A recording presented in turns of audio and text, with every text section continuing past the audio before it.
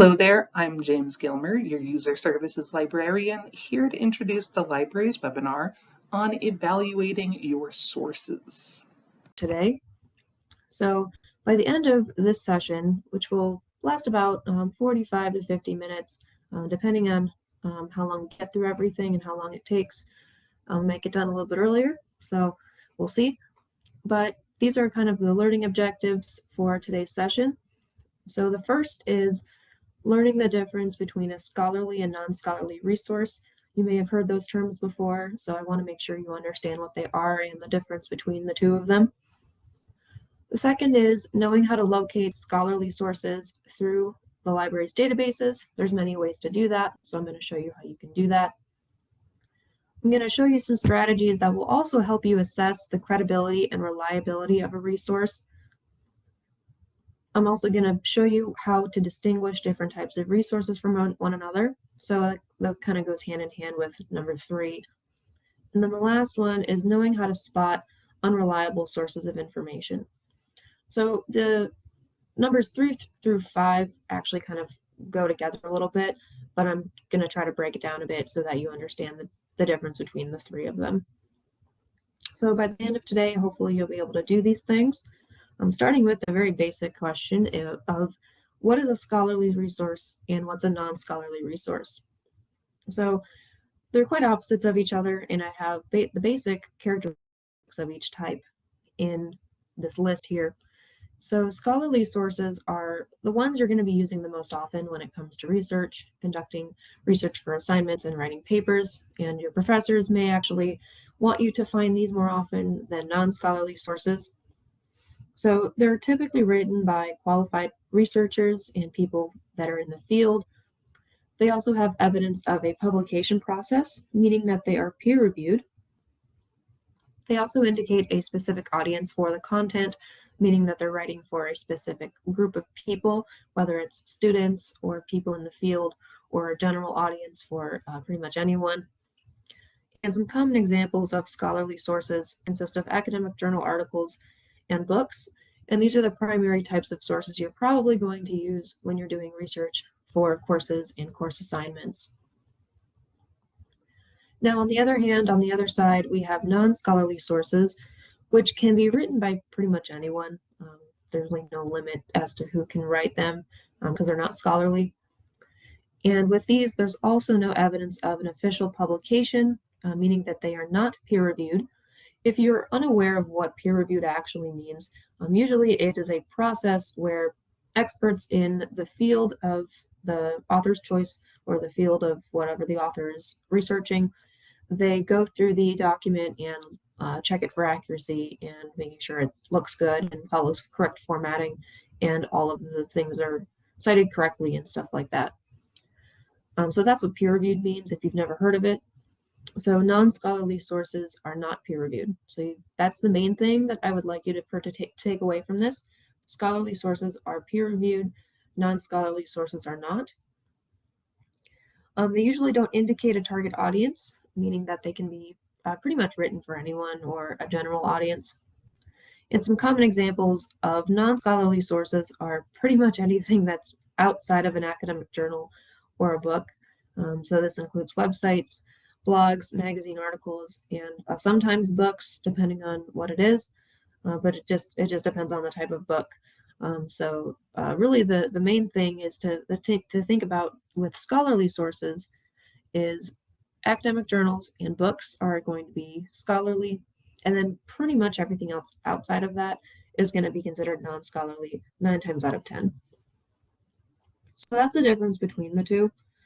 I'm going to go ahead and go on to the next slide here. So how do you actually locate scholarly sources through the library? There's a couple different ways you can do this, but there are usually database search filters, and they allow you to select only the scholarly or peer-reviewed journal articles, and this can be done in Dragon Quest and pretty much anything on our A to Z database list. So I'm going to show you how to do that in both of them. So I'm going to go ahead and click on my Dragon Quest link here that's inside my PowerPoint. And so I'm going to do just a general search in Dragon Quest just for the sake of demonstration here.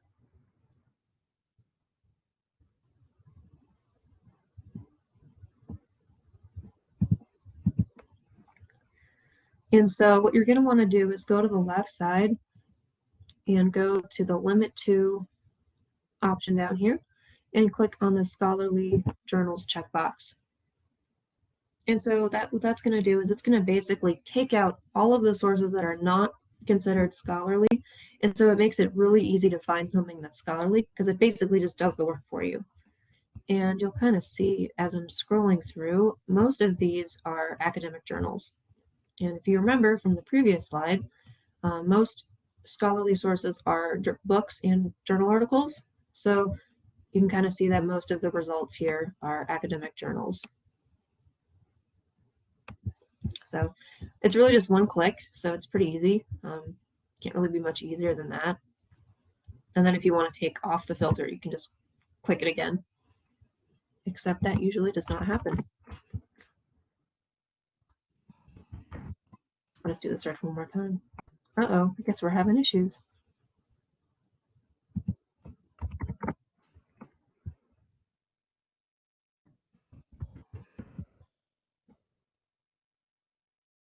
All right, I guess the one of the library databases might be down.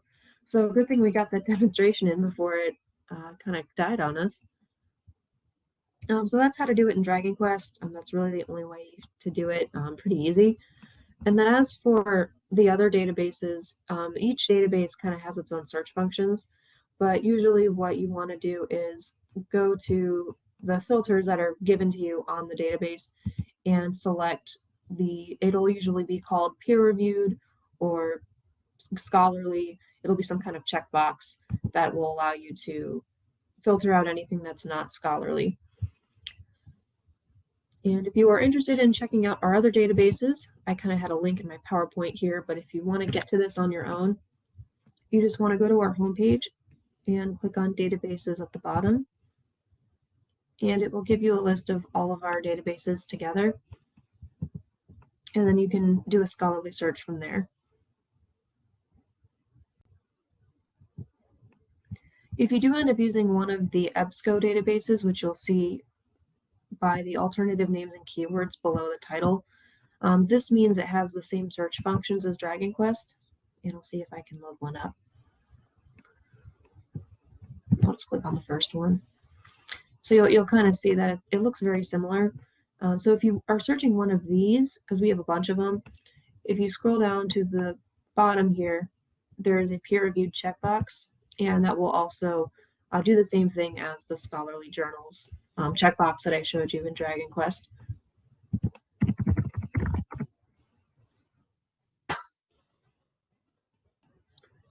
And so I just basically did the same search, and you'll see that the peer-reviewed checkbox is still checked off, and most of the results are academic journals.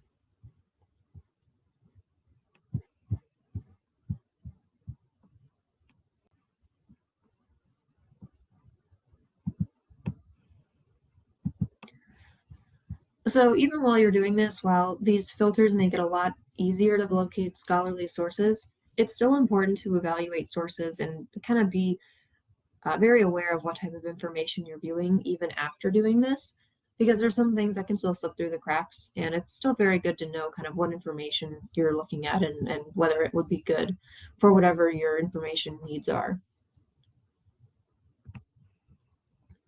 So when you're evaluating a source, so let's say if you did a search in Dragon Quest, you applied the filter, and now you're looking at your results and you're kind of seeing, you know, what might be good to use, what looks good, kind of deal.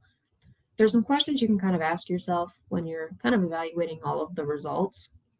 And these are pretty simple questions. The first one is just looking at who the intended audience might be and whether it's easy to identify or if it's clearly stated. And you can find this usually in the abstract of a source or somewhere in the description, or when you read like the summary related to the source. That can kind of give you an idea of the type of audience that it might be for. The second one is looking at the author's credentials. Sometimes there's a biography available. If not, you can usually just do a Google search of the author's name, and that can sometimes give you some idea if they're an expert in the field or not. If they're not an expert in the field, then I would make sure that you are a little wary of the information that's available in that source.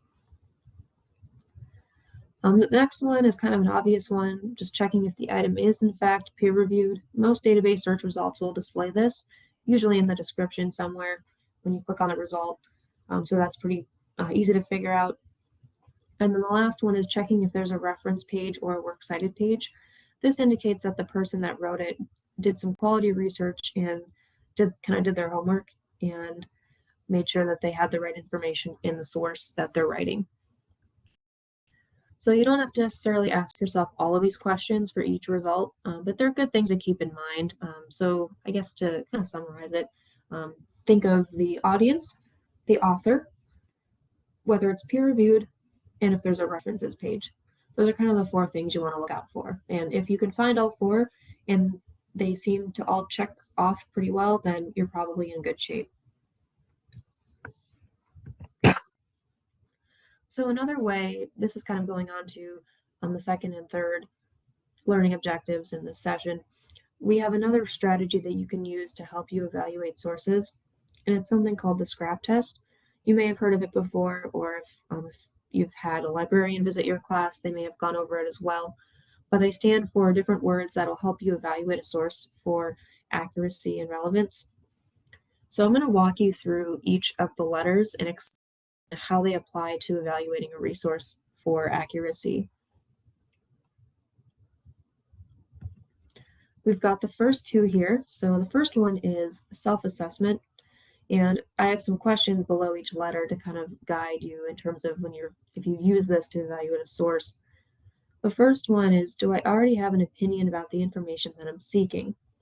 So the self-assessment part, it's kind of a reflection and a kind of like a pre-writing, if you want to call it that, thinking about your research topic and thinking, okay, what do I know about this topic? Do I have any opinions about it already? Do I have any personal bias or beliefs that may impact my evaluation of the information on this topic? There's something called confirmation bias. You may have heard of it before, but confirmation bias is very common.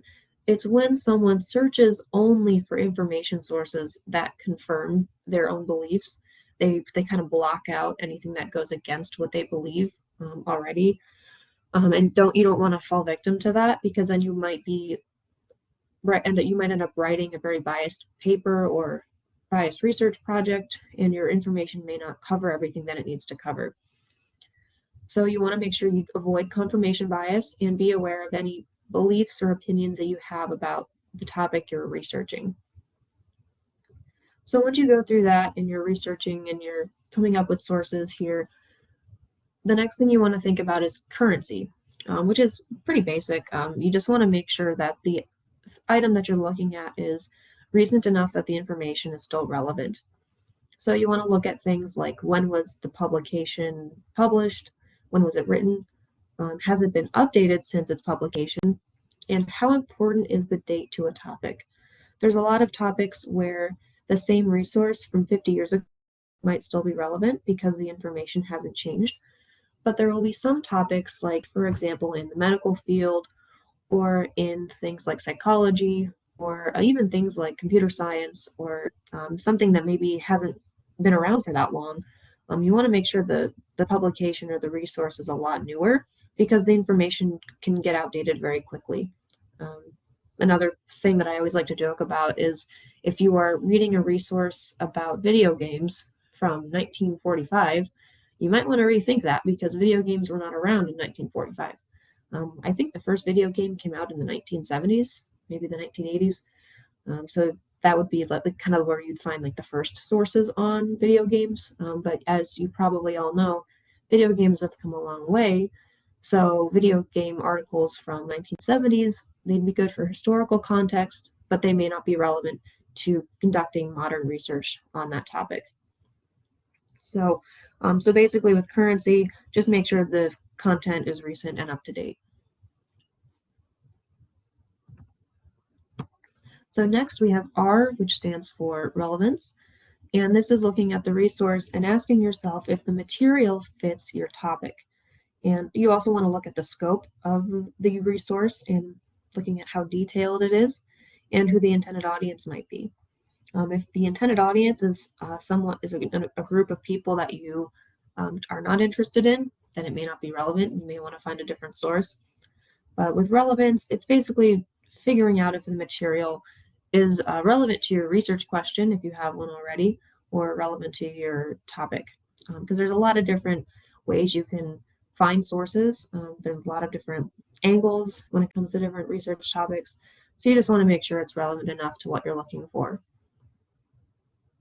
And then when it comes to authority, which is the first A, this is for looking at the author. So this was very similar to the question that I had, I think, in the first couple slides.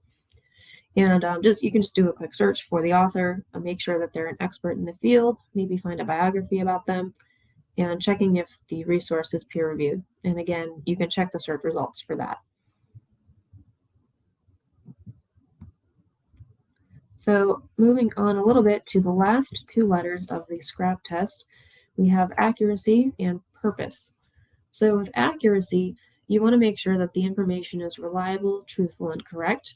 If a resource has a lot of spelling and grammar errors, that can be a red flag because that means that they maybe didn't go through a peer-reviewed process, and maybe it's not a very good source, or the person didn't really take the time to make sure that everything was correct. Another way to make sure that information is correct in a source, try to find the information somewhere else. If you're able to find another resource that has that same information, that is usually a good way to determine if the information is correct, because that means that somebody else did the same study or did the same research and got to the same conclusion or answer. And that's a good way to show that that means their research was consistent and there weren't any limitations or very limited limitations. You may also want to look out for the author's citations and make sure that they explain how they arrived at their results. Because if they don't really explain that, there's really no way to prove that is their own information or their own work. So really with the accuracy portion of the SCRAP test, check for spelling and grammar. You can usually just do that by skimming an article, kind of just looking at it, see if you can catch anything. Check other sources to see if you can find the same information, and look out for the author's citations and explanations as to how they got to their results. So that's kind of what it is with accuracy. And then with purpose, which is the last part of the SCRAP test, this is kind of almost like the 5 W's in a way. It's the why, the who, and the was, I guess. So we've got why, which is why did the author publish the source? What was the purpose of the item? Again, who is the intended audience? And was the content sponsored by a third party? This one's a really big one because if something is sponsored by an organization, that can a lot of times skew the results of a study, especially in terms of like the food industry. I know that's a very common example of conflict of interest where, like, let's say, if a soda company funds a study and then the study finds that soda does not cause obesity, that kind of like, well, wait a minute, if a soda company funded the study, then it would make sense that they would say that soda doesn't cause obesity because they funded the study. So be wary of conflicts of interest when you are looking at sources. And then the last question is, are there any other perspectives missing from the source? And this is basically when you're looking at a resource and you're reading it through, does the author approach every type of perspective that is possible regarding their topic? Because if they don't consider other perspectives, that means that their view on the topic could be very, very narrow, and they might miss really important pieces of information that would change the results of their study or their research.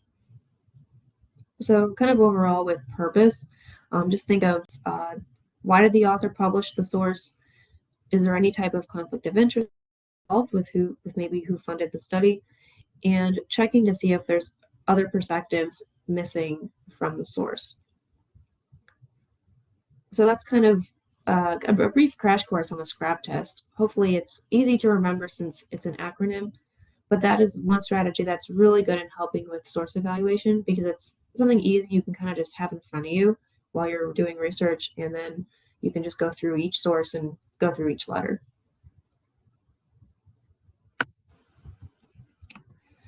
So to kind of go on a slight tangent with regards to different types of scholarly and non-scholarly sources, you may have heard of this before, but there are also primary and secondary sources in the academic world. And if you're a history major, you may have heard of these as well, because they really play a role in that field. But primary and secondary sources are basically original versus unoriginal sources. So primary sources are typically firsthand or eyewitness accounts by someone that's close to the topic.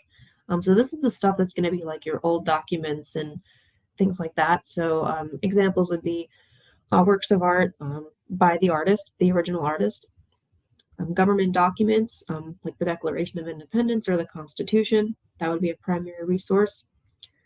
Statistics and letters may also count as primary, and autobiographies, which are biographies written by the person themselves.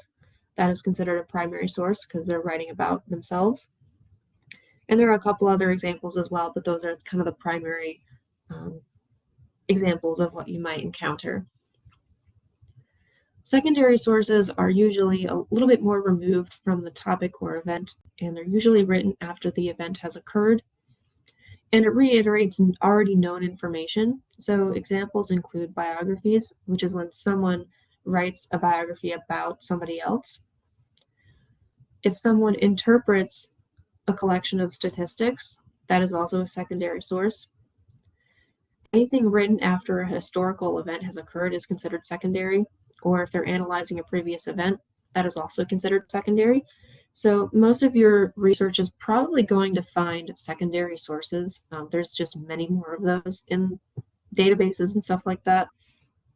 But in some cases, you'll probably find some primary as well.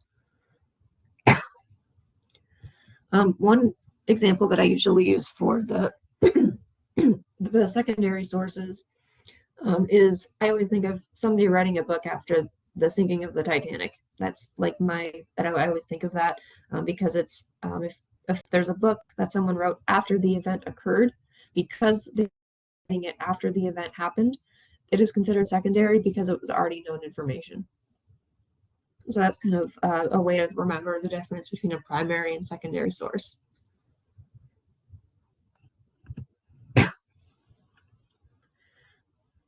So what's really the relationship between a primary and secondary source and then a scholarly and non-scholarly source? So to kind of put it all together, they can really be any combination of them. So I have examples of every single possible combination. So the first one is a scholarly primary source, which is one example is a document with U.S. Census statistics published by the U.S. Census Bureau. It's a government document, and it was published during the time at which the data was collected. So that is considered a scholarly primary source. In terms of a scholarly secondary source, we have an essay published in an academic journal. So it's an academic journal article, which is a scholarly source, about the impact of the Titanic sinking. So kind of going back to my example that I just mentioned. So it's talking about an event that happened years ago. I don't know how many years ago exactly, but whoever wrote the article, they're writing it about information that's already available. So because of that, it is a secondary source. And then in terms of non-scholarly sources, an example of a non-scholarly primary source, one is a social media post from 2016 about the 2016 election. So it's considered primary because it was posted during the time at which the event was occurring. And it's non-scholarly because it's on social media. Pretty much anyone could write it, and they're not necessarily an expert in elections. They can be, but they won't. There's no way to prove that they are. And then for non-scholarly secondary sources, we have a YouTube video about how to boil pasta. How to boil pasta, the instructions for those has been around for a long time. That's already information you can retrieve elsewhere. So the fact that it is information that's already out there, it is a secondary source, and it's not scholarly because it can be done pretty much by anybody and posted on YouTube by anyone. So I hope that these examples kind of make sense and allow you to kind of put both primary and secondary and scholarly and non-scholarly together. But it is important to remember that not all scholarly sources are necessarily primary sources. So it is important to remember that a lot of times your scholarly sources are actually going to be secondary, and that's not a bad thing. It's not necessary to have primary sources in your research. Sometimes if you, depending on your topic, if you don't have any primary sources, that's okay. But if you have some and you want to use them, then please do. I remember I actually wrote for my undergraduate graduation requirements, I had to write a thesis, and I wrote about the Brothers Grimm fairy tales. And so the fairy tales themselves were actually a primary source because they came directly from the time period. But then when I was doing research kind of on the fairy tales, those were all secondary sources. So that's kind of a good example of using both primary and secondary. And sometimes the primary source that you use may be your research topic. Maybe you want to do an analysis on the Declaration of Independence, or you want to do an analysis on a work of art. In that case, that is a primary source, but then when you do research on it and find articles and stuff like that, those are all going to be secondary. So hopefully that all makes sense, and it's a little kind of puts things into lines for you in columns, so it makes it a little bit less confusing. But with that being said, what about like fake news and unreliable information and being able to figure that out and all that kind of stuff? I know fake news is a buzzword that kind of started since the 2016 election in the US, but when you're trying to identify these types of things, you just want to be very, very mindful of where you're getting the information, who wrote it, and what the purpose is. So I have some tips here that can help with that. So you want to just make sure you check the date, the author, where you're getting it from, potential biases. Check like if it's a website, check the website. If it's like a .com or .gov or .net, .gov is usually pretty safe, but .com, be wary of those. You also want to make sure you're reading beyond the headline. Beware of clickbait. A lot of headlines can be clickbaity, meaning they want you to click on the headline just to read it, but then it turns out to be something totally unrelated to the actual headline. So be wary of that. You also want to keep an eye out for things like satire. Satire is a form of sarcasm. Basically, it's supposed to kind of make fun of the topic that it's writing about, and so you want to make sure you're keeping an eye out for that, because there can be some articles that may seem real, but in reality they're satire and kind of making fun of whatever topic they're writing about. And then in terms of if you're kind of stuck or you don't really know for sure if something is real or not or unreliable, you can always ask an expert, ask your instructor. You can always ask classmate too, get a second opinion. But worst comes to worst, if it really doesn't feel right and you don't know for sure if you want to use the source, it's really just a best idea to skip it. 9 times out of 10, you're going to find something else and it'll be just as good, if not better. There's so many sources out there that you're bound to find something else to replace it. So if you want to kind of do this on your own, feel free. So I have just a little quiz here to test what you've kind of learned in this session. I know I kind of did go a little quick with some of the slides. So I understand if you may not know all the answers right away. But I have a couple different types of, I think, sources here. And I would like you to maybe think to yourself, what type of source would it be? Would it be a primary source that is scholarly, or a primary source that's not scholarly, or vice versa? Kind of figure out what each source might be. So the first one we have is a biography on Abraham Lincoln that was written by a history professor. So to kind of break this down, I'll kind of talk you guys through the first one. So we've got a biography on Abraham Lincoln, and it was written by somebody else. So since it was written by somebody else, that would make it a secondary source because it's information that has happened after the fact. That's where they're getting it from an event that's already happened. and it's not the person themselves writing a biography about themselves. So that's considered secondary. And I think we'll display the answer. I think it does, yes. So it's considered a secondary source because it's written by somebody else, but it is scholarly because it's written by a history professor who would be considered an expert in the field. So hopefully that one made a little sense here. The second one is a Facebook post reacting to a sports game as it is happening.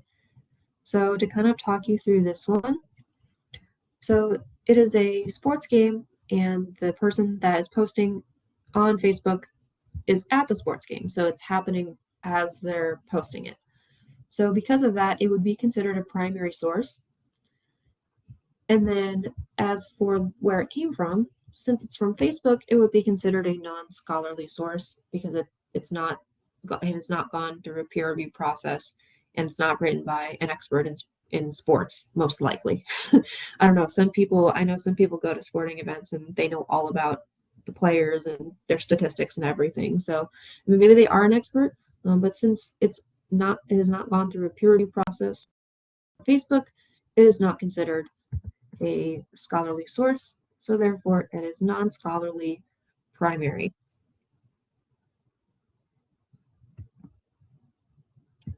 And so we've got one more, and there's actually a link that I'm gonna show you the link to the source so that way you can see it. So we have an article from the WashingtonPost.com, and it's called 4 Things We Now Know About the 2016 Election. And it also has a little notification up here that says this article was published more than 5 years ago. So it's kind of a nice little notification there. And it's by Philip Bump on December 19th, 2016. And there's a photograph here. And I'm just kind of scrolling through the bottom to the bottom here.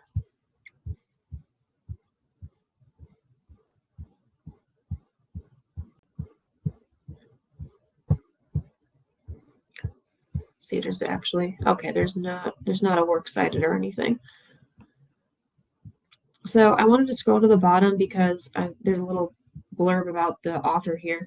It says that Philip Bump is a correspondent for the Washington Post based in New York. He writes the weekly How to Read This Chart, to which you should subscribe. So there's kind of a conflict of interest there because it's basically saying, yeah, he writes for this newspaper, but you should also subscribe to this. But it looks like he is just a correspondent for the Washington Post, so he works there a little bit and writes some articles for it. So this one's a little tricky just because a lot of people have heard of the Washington Post. But I'm going to go ahead and go back to the slide here. So with this one, it's technically considered a non-scholarly source because there's no evidence of a peer review process. And it's considered secondary because it is happening, or excuse me, the article was written after the election. So like if I go back to the date, it was published on December 19th, 2016, whereas the election was November 2016. So that is why it's considered secondary, because they're writing about something after the fact. And we also don't really know much about the author other than he works for the Washington Post. He may not be an expert in the field of election and politics, so that's also a red flag in terms of figuring out if it's a scholarly source or not. So I wanted to put up some contact information up here in case you do want to ask any questions later on after the fact, after the session. But before we kind of finish up here, I do want to show you a couple things that will help you in your research that are on our website. So we have 2 guides that are on our website titled Evaluating Your Sources and Locating Scholarly Material. And if you've never used our research guides before, I'm going to go ahead and go back to our website here. If you go down to the research guides icon and click on that, you see that we've got research guides on all sorts of subjects, which may also help you in your research. Please use them. But I'm going to scroll down to using Pfeiffer Library, the umbrella here, and there's going to be 2 guides. One is locating scholarly material, and then the other one is evaluating your sources. So the evaluating your sources guide is going to have all of the content that I covered in this session. So it's got information on the scrap test, different source specifics, what fake news is and how to spot it, looking at context in terms of information, and where to get extra help. And so you can click on the different sections, and kind of have them in front of you, maybe when you're doing research if you think it would help, but you'll see it's kind of got everything laid out here for you. And then the locating scholarly material, that is also a very useful guide if you need to find scholarly sources. And it has some of the information that was covered in today's session as well. So it talks about comparing resources, evaluating them, like I kind of demonstrated today, how to locate scholarly material through the library. So it's got screenshots and showing you how to do this in Dragon Quest with advanced searching. And then it also has links for extra help too.